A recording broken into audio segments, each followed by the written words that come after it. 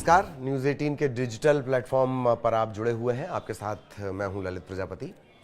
बड़ा संवेदनशील मुद्दा है। इस मुद्दे का सिर्फ एक पक्ष मैं आज आपके लिए लेकर आया हूं।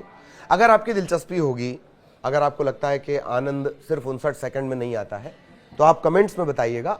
इसके और भी हिस्से हैं, ये कोई छोटी समस्या नहीं इस देश के लिए, वो मैं आपके पास लेकर आऊंगा।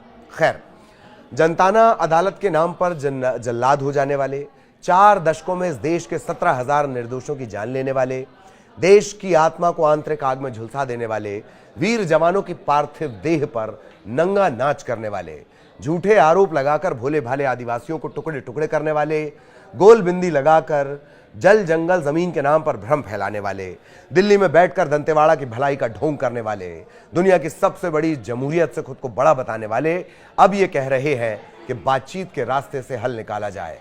और धन्य है इस देश की जमहूरियत जो पापियों को भी प्रायश्चित का मौका देती है। आज बात एक चिट्ठी की कर रहे हैं जो लिखी तो 4 दशकों में कई बार गई है, लेकिन इस बार आंकड़ों की बुनियाद पर इसे देखेंगे तो समझ जाएंगे कि खुद को जल जंगल जमीन का मसीहा बताने वालों की जमीन दरअसल खिसक चुकी है। उन्हें भी अंदाजा हो गया है कि हिंसा के रास्ते भलाई का भ्रम फैलाकर चलाए जा रहे धंधे का टाइम अब खत्म हो गया है। लेवी की लीला अब इतिहास हो जानी है। शुरू से शुरू करते हैं, लेकिन पहले अपडेट जान लीजिए। छत्तीसगढ़ के साथ साथ पड़ोसी राज्यों में नक्सलियों को लग रहे झटके पर झटके के बाद आखिरकार नक्सली शांति वार्ता के लिए तैयार हो गए, लेकिन इनके घुटने पर आने की इनसाइड स्टोरी भी है, वो भी बताएंगे। बहरहाल ये फैसला लेने से पहले नक्सलियों की सेंट्रल कमेटी की एक बैठक हैदराबाद में होती है। नक्सलियों के प्रवक्ता बाकायदा पर्चा जारी कर शांति वार्ता की पहल की बात कर रहे हैं। सेंट्रल कमेटी ने कहा है कि 15 महीने में हमारे 400 साथियों को मारा गया। केंद्र और राज्य सरकारें ऑपरेशन रोकें तो हम बात करेंगे। दिलचस्प बात यह है कि इस बीच केंद्रीय मंत्री अमित शाह अप्रैल के पहले हफ्ते में दंतेवाड़ा आ रहे हैं। अमित शाह के बस्तर प्रवास से पहले नक्सलियों का एक पर्चा सामने आया है। तेलुगु भाषा में यह पर्चा लिखा गया है। भेजने वाले हैं नक्सलियों की केंद्रीय समिति का जो प्रवक्ता है अभय। इस प्रेस नोट में अभय लिखते हैं, हमारा प्रस्ताव है कि केंद्र और छत्तीसगढ़, महाराष्ट्र, उड़ीसा, झारखंड, मध्य प्रदेश, तेलंगाना की सरकारें ऑपरेशन के नाम पर हत्याओं को रोकें। नक्सली खुद को मसीहा बताने के लिए वो हत्याएं कहते हैं। स्पेशल फोर्सेस के जो नए कैंप बनाए जा रहे हैं वो ना बनाए जाए। अगर केंद्र और राज्य सरकारें इन प्रस्ताव पर सकारात्मक प्रतिक्रिया देती हैं तो हम तुरंत युद्ध विराम की घोषणा कर देंगे। ये उस चिट्ठी में, उस प्रेस नोट में लिखा गया है। वैसे तो इस चिट्ठी में और भी बहुत कुछ लिखा है, लेकिन काम की बात यही है कि शांति वार्ता के लिए वो तैयार है। बाकी बातें कम, ढोंग ज्यादा लगती हैं। इससे पहले केंद्रीय गृह मंत्री अमित शाह अगस्त 2024 और दिसंबर 2024 को छत्तीसगढ़ के रायपुर और जगदलपुर में अलग अलग कार्यक्रमों में शामिल हुए। हर मंच से उन्होंने नक्सलियों को चेताते हुए कहा कि हथियार डाल दें, हिंसा करोगे तो हमारे जवान निपटेंगे। इसके बाद उन्होंने एक डेडलाइन भी दे दी कि 31 मार्च 2026 तक पूरे देश से नक्सलवाद का खात्मा कर दिया जाएगा। शाह की डेडलाइन जारी करने के बाद बस्तर में नक्सलियों के खिलाफ ऑपरेशन काफी तेज हो गए। अब सिर्फ 2 साल के आंकड़े आप देख लीजिए। ये सिर्फ 2 साल के आंकड़े, बहुत इतिहास में तो हम जा ही नहीं रहे हैं। अगर आप कहेंगे तो और भी इतिहास खंगाला जाएगा कि नक्सली किस तरह से नुकसान पहुंचाया करते थे देश को। 4 दशकों तक उन्होंने कैसे छलनी इस देश की आत्मा को किया है। लेकिन अगर आप कहेंगे तब, खैर 2 साल के आंकड़े देखिए। 2025 पूरा भी नहीं हुआ, सिर्फ 3 महीने हुए। 2025 में करीब 11 बार मुठभेड़ हुई, 140 नक्सली ढेर हुए। 29 मार्च को सुकमा दंतेवाड़ा बॉर्डर पर 16 नक्सली मारे गए। 25 मार्च को दंतेवाड़ा बीजापुर बॉर्डर पर 3 नक्सली। 20 मार्च को दंतेवाड़ा बीजापुर सीमा पर 26 और इसी दिन कांकेर में 4 नक्सली ढेर हुए थे। 9 फरवरी को बीजापुर के मद्देड़ में हुई मुठभेड़, 31 नक्सली। 2 फरवरी को बीजापुर के गंगालूर में 8 नक्सली मार गिराए गए। 20 जनवरी के आसपास, 20-21 जनवरी को, दरअसल ये पहला ऑपरेशन था जो लंबा चला था। छत्तीसगढ़ उड़ीसा की बॉर्डर पर यह ऑपरेशन हुआ, 27 माओवादी ढेर हुए। 16 जनवरी को तेलंगाना बॉर्डर पर कांकेर पुजारी गांव है, वहां पर 18 नक्सली। 12 जनवरी को बीजापुर के मद्देड़ में ही 5 नक्सली। 9 जनवरी को सुकमा बीजापुर बॉर्डर पर 3 नक्सली। 4 जनवरी को अबूझमाड़ में 5 नक्सली ढेर कर दिए गए। ये मैं कह रहा हूं, फिर आपको दोहरानी, ये सिर्फ 3 महीने के आंकड़े, जनवरी, फरवरी, मार्च। पिछले साल करीब 163 नक्सली अलग अलग मुठभेड़ में ढेर हुए। थोड़े से इतिहास पर चलेंगे, लेकिन उससे पहले याद कीजिए क्या कहा था पूर्व प्रधानमंत्री डॉक्टर मनमोहन सिंह ने।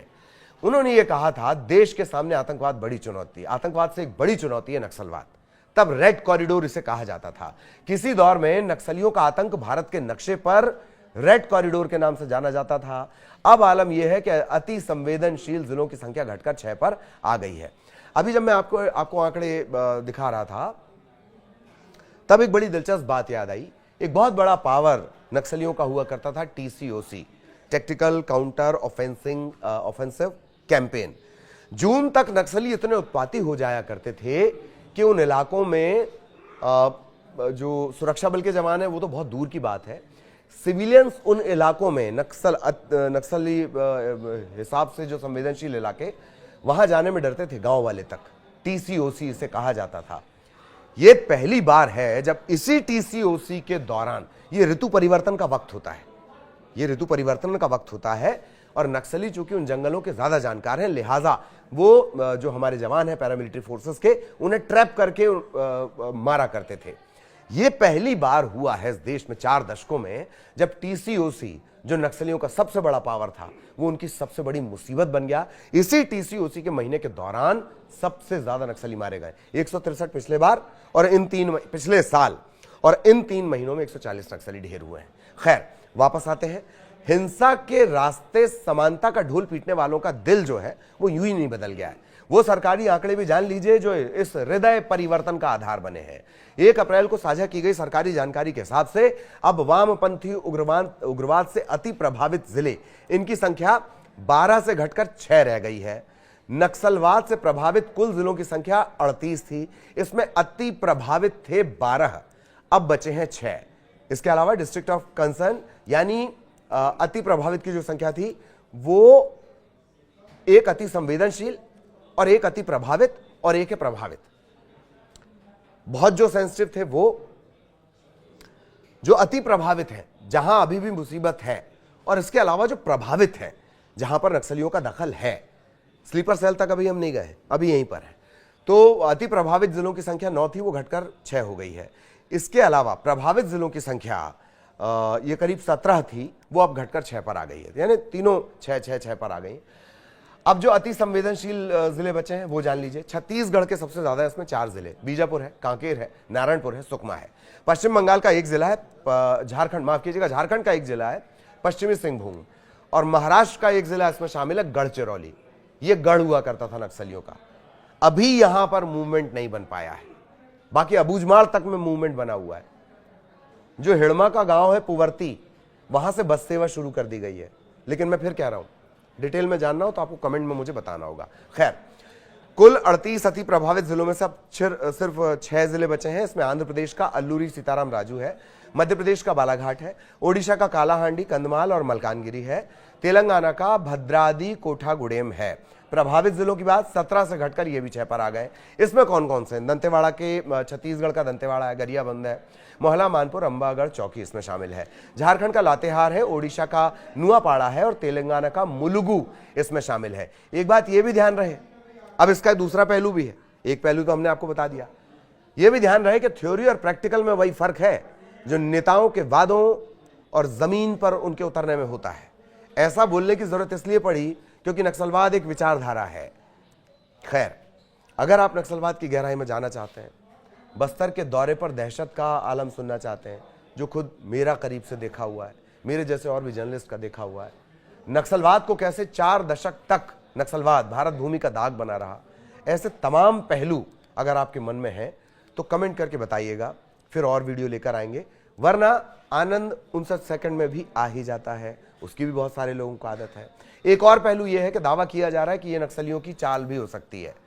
तो जवाब सिर्फ इतना है, यकीन कीजिए किस पर? यकीन में क्या है? मुझे पता है मेरी आस्तीन में क्या है। खैर, इस वीडियो में इतना ही। आगे इसी तरह के वीडियो लेकर और भी आपसे मुलाकात होगी। नमस्कार।